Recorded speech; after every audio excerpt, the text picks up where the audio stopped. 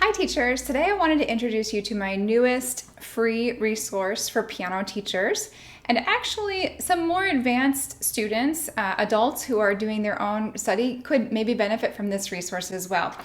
It's my repertoire difficulty worksheet, which I titled, How Difficult Is This Piece? And this is simply a series of questions that are categorized to help you quickly size up a piece of repertoire. How difficult is it?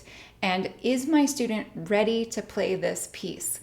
I find that many teachers have not developed this skill well enough to quickly be able to identify if their student truly can handle a piece of repertoire or if it's too hard. And sometimes students are able to just grunt it out, use a lot of grit and learn something that is frankly above their level. But many times that becomes a very demotivating process and does not help students ultimately in their piano study want to continue and develop their identity as pianists.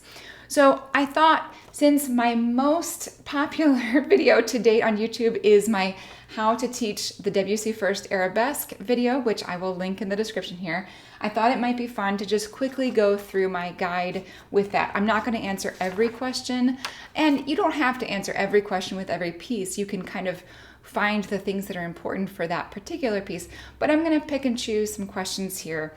My first category is rhythmic concerns.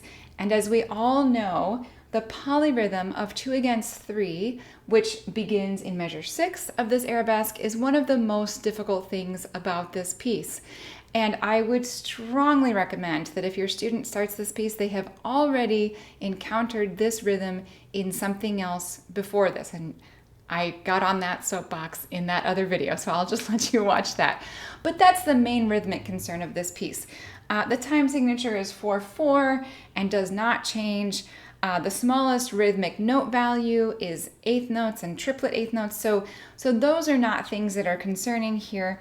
And there's not a lot of syncopation. There are a few things such as the B section where you have the 1 and 2, but it's not a syncopated piece such as we might find in a more jazz idiom type of piece.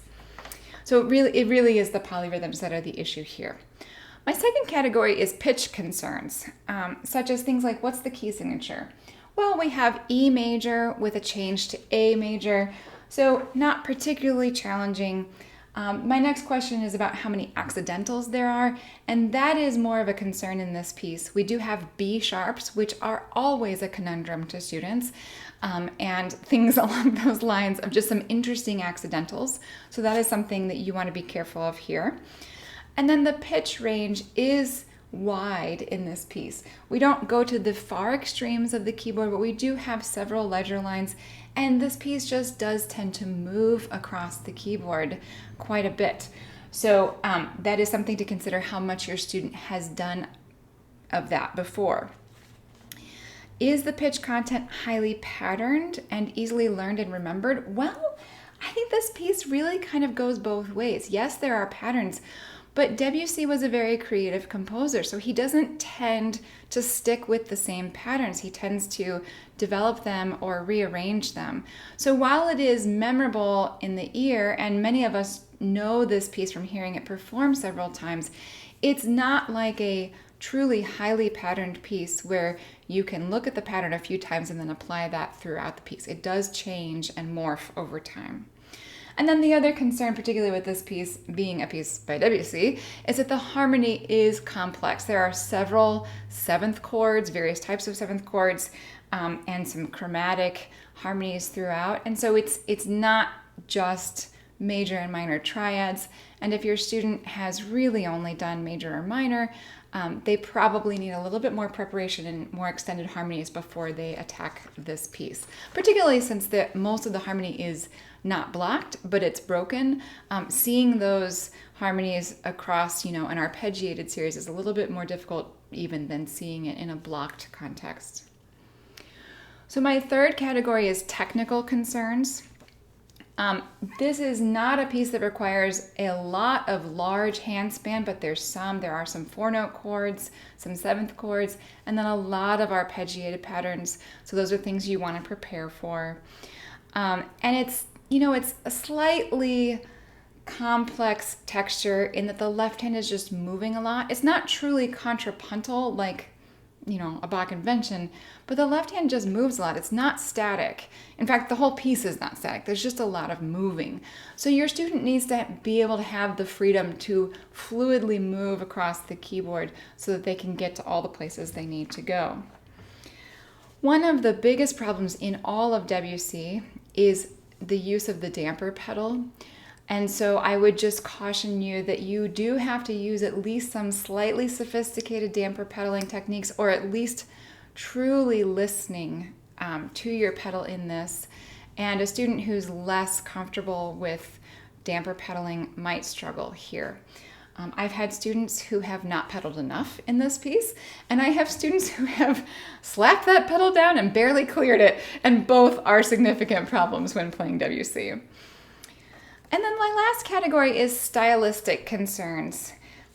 We don't have ornaments in this, so we're not talking about that, but we are talking about phrasing. While it's not the precise articulation that you might encounter in Bach or Mozart, we do have several times where WC marks slurs, and I would recommend that your student be ready to observe all of those lifting between those slurs and then landing in the next phrase with a fresh start. The real problem, I think, in most WC is the number of dynamic markings that are given, as well as just general expression marking, things like retards and tempo changes. One thing that doesn't happen in this piece is a lot of French. That can throw students when they're first learning WC, is that they have to translate.